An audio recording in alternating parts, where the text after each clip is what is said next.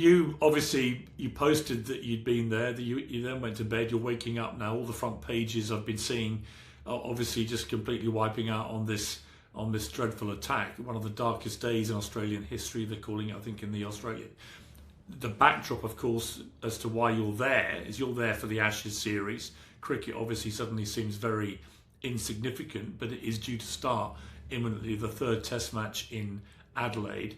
We've been in a similar situation with terrorism around the England cricket scene before in India and places. Do you think there will be any delay to the test? Will they go ahead with it? What's the thinking, do you think?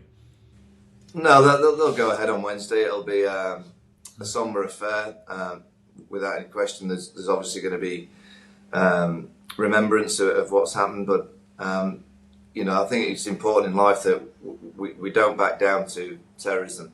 I think you've got to carry on. You've got to show your support for everyone that's been affected. That will happen at the Adelaide Oval. There'll be 60-odd thousand. There'll be 30-odd thousand Brits, and you don't back down.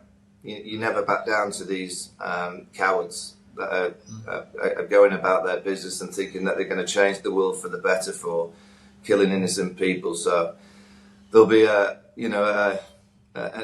say an airy kind of atmosphere, I'm sure, at the Adelaide Oval to start with, but life has to go on. The cricket will go on. The cricket hasn't been going great for England, so from an England perspective, we'd like them to play a bit better, but it bears into kind of consequence of what cricket means when you see what happened in Bondi. But absolutely, that first ball will be bowled at 10 a.m. on Wednesday morning in Adelaide. What reaction have you had from Australians, Michael, since obviously you revealed that you'd been there? I know it's early days there now, but I would imagine you've had a lot of message exchanges with probably quite high-profile Australians. What has been the general reaction? They're angry. I think they felt and feel that this wouldn't happen in their country. There's so many of my team at Fox Sports that living around Sydney, around Bondi, and they were on messaging services last night.